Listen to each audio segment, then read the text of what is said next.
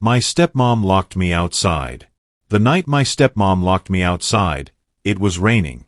Not the gentle kind of rain that whispers against windows, but the heavy, angry kind that soaked through clothes in seconds. I stood barefoot on the cold concrete porch, my thin hoodie clinging to my skin, my hands shaking as I knocked again. "Please," I whispered. Then louder. "Please, Sandra. Open the door." No answer. Inside, I could hear the television playing. Laughter from a sitcom. The sound of comfort, while I stood in the dark like I didn't exist. I was 16. My name is Jalen Carter, and that night changed the direction of my life forever. Sandra wasn't always cruel. Or maybe she was, and I just didn't see it when my father was alive. My dad, Marcus Carter, was everything to me. He worked double shifts as a city bus driver, came home tired, but always found time to ask about my day. When my mother died when I was 9, he became both parents in one body.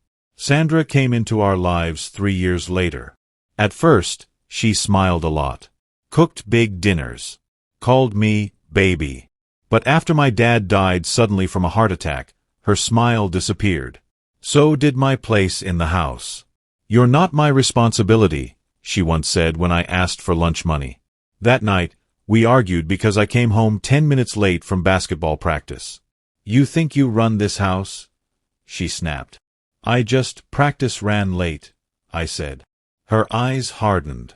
"Go outside and think about your disrespect." I thought she meant for a few minutes. I didn't know she would lock the door behind me. I knocked until my knuckles hurt. "Please," I shouted. "It's raining." Nothing. I slid down against the door, hugging my knees as the cold crept into my bones. I checked my phone. 5% battery. No data. No credit. Neighbors passed by in cars, headlights splashing across my face, but no one stopped. I felt invisible. I didn't cry at first. I was too shocked.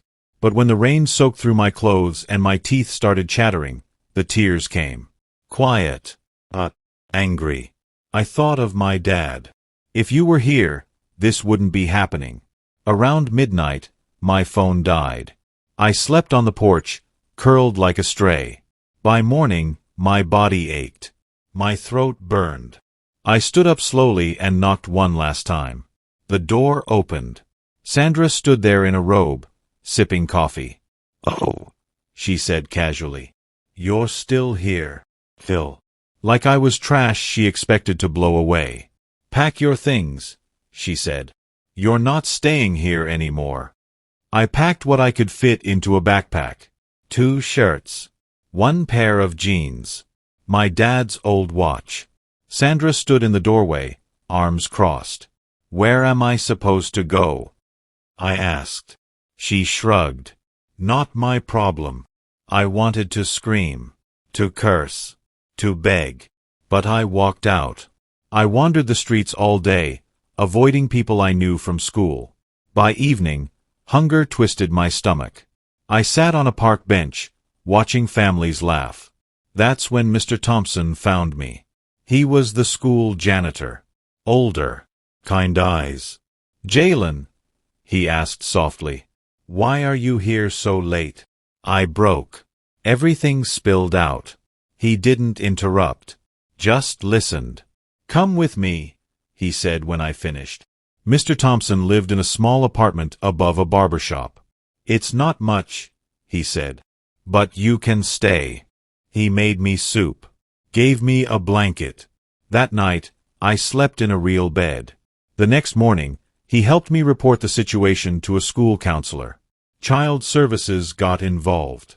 Sandra told them I was violent and ungrateful. But the truth came out. Neighbors testified. Teachers spoke up. Records showed neglect. I was placed in foster care.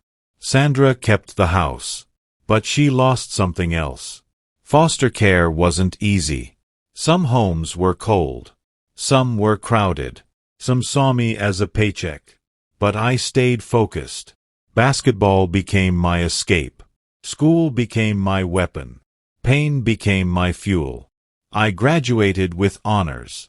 College scouts noticed me, not just for sports, but for leadership. I earned a scholarship. For the first time, I believed my life could be more than survival. College was hard, but freeing. I studied social work. I want to help kids like me, I told my professor. I volunteered at youth shelters, mentored teens who felt unwanted. Every locked door in my past became a door I opened for someone else. After graduation, I started a nonprofit for displaced teens. We called it Second Porch, because no child should sleep outside their own home. 10 years later, I got a call. "Jalen," a shaky voice said. It was Sandra. She was sick, broke, alone. "I heard you help people," she said. I didn't know who else to call. Silence filled the line. I remembered the rain, the cold, the locked door. "I'll help you," I said finally. "But not because of who you were to me." "Why then?" she whispered. "Because I'm not you." I arranged care for her. Medical help. Housing. I never moved her into my home. Some boundaries are sacred. When she apologized, it wasn't dramatic. It was quiet. Broken. "I was jealous," she admitted. "You reminded me of your father." I nodded. "I forgave you a long time ago," I said. "But forgiveness doesn't mean forgetting." Second Porch expanded nationwide. I stood on a stage one evening, speaking to donors. "I slept outside my own house once," I said. "Today, thousands of kids sleep safely because people chose compassion." The applause was loud, but my heart was calm. Some nights, when rain hits my windows, I remember that porch. But I don't feel anger anymore. I feel purpose. Because the door that was closed on me became the reason I learned how to open doors for others. Success did not erase memory. Even as Second Porch grew, more shelters, more volunteers, more lives saved, there were nights Jalen still woke up sweating. The sound of rain against glass could still drag him back to that porch. The cold, the silence, the locked door. One evening after a long board meeting, his assistant knocked gently on his office door. "There's a woman outside asking for you," she said carefully. "She says it's personal." Jalen frowned. "Did she give a name?" The assistant hesitated. "She said you'd recognize her face." Something tightened in his chest. When he stepped into the lobby, he saw her immediately. Sandra. Older now. Smaller. Her hair streaked with gray. Her shoulders slumped like she was carrying invisible weight. She clutched her purse tightly, eyes darting around the bright, warm building, the laughter of teenagers, the smell of food, the sound of safety. "This place," she whispered. "It's beautiful." Jalen crossed his arms. "Why are you here?" She swallowed. "They're shutting down my assisted housing. I don't have anywhere else to go." Silence stretched between them. "This is a shelter for kids," he said calmly. "Not adults." "I know," she said quickly. "I wasn't asking to stay. Her voice cracked. "I needed to see what you became." He studied her face. The woman who once locked him outside now looked afraid of being locked out of the world. "You saw it," he said. "Now you should go." She nodded slowly. But before leaving, she said something that stopped him. "I tell myself every night that if I had opened that door, my life would have turned out differently." Jalen watched her walk away, and for the first time, he realized something painful and freeing. Her punishment wasn't loneliness. It was regret. 2 weeks later, a new intake arrived at Second Porch. A 14-year-old boy named Eli Brooks. He didn't speak, wouldn't eat much, wouldn't make eye contact, wouldn't answer questions. Case files said his stepfather had locked him outside overnight, as discipline. Neighbors called the police when they found him shivering on the stairs. When Jalen read the file, his hands trembled. History had repeated itself. Jalen asked to meet the boy personally. Eli sat curled on the couch, hoodie pulled over his head. "I'm not here to force you to talk," Jalen said gently, sitting across from him. I just want you to know something. Eli didn't look up. I slept outside once too, Jalen continued. I thought it meant I wasn't wanted. That something was wrong with me. Eli's fingers twitched. But I learned something important, Jalen said softly. People who lock children out are the broken ones, not the children. Slowly, Eli lifted his head. Did it ever stop hurting? He whispered. Jalen nodded. Yes. But only after I stopped blaming myself. For the first time since arriving, Eli cried. Sandra's past didn't stay buried. A year later, Jalen received a subpoena. Sandra was being investigated for neglect involving another child, her niece, who had lived with her briefly years ago. Jalen was listed as a witness. In court, Sandra avoided his eyes.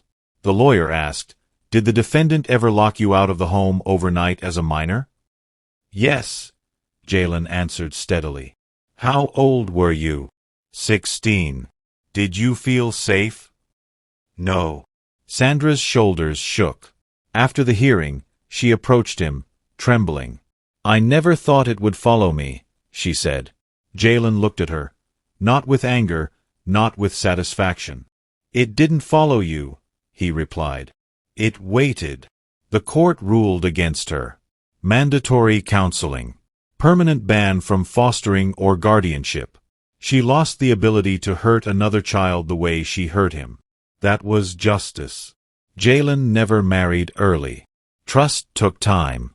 But eventually, love found him quietly. Ariel King, a therapist who volunteered at Second Porch, didn't try to fix him. She listened. One evening, sitting on the shelter's rooftop, she asked, Do you ever wish things had been different? Jalen thought carefully. I wish I hadn't been locked outside, he said. But I don't wish away the man I became because of it. They married 2 years later. When they adopted, they didn't choose babies. They chose teenagers. Kids everyone else had given up on. Their home became loud, messy, warm. A house with no locked doors. On a rainy evening, years after that night, Jalen stood on the porch of his own home. Rain fell gently now.